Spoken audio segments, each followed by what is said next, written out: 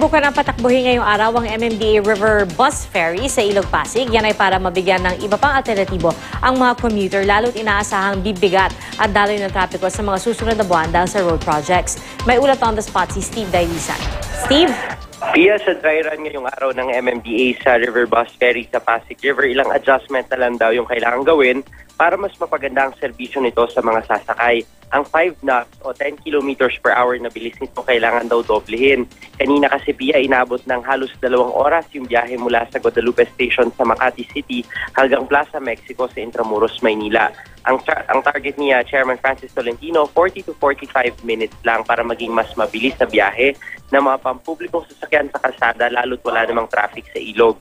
Ligtas naman daw yung tugboat na nilagyan ng minibus sa kapasidad nitong 40 pasahero. Yun nga lang ay hindi ito naka-aircon kundi air continuous. Ibig sabihin yung preskong hangin na nagmumula sa pumapasok sa bintana. May life vest naman na nakalaan sa bawat pasahero pero hindi pa makadaong sa mga kasalukuyang ferry terminal dahil napabayaan at nasira na yung ilan sa mga ito matapos nga mapigil operasyon nitong 2011. Bumaba raw kasi, Pia, yung ridership noon dahil sa pagkainip ng mga pasahero na naghihintay na mapuno ang 150 seating capacity ng ferry.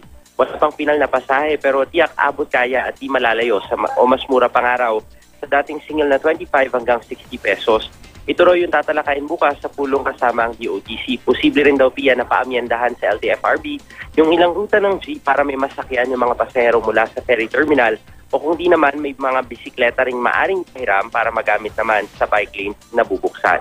Pia. Maraming salamat, Steve Dailisan.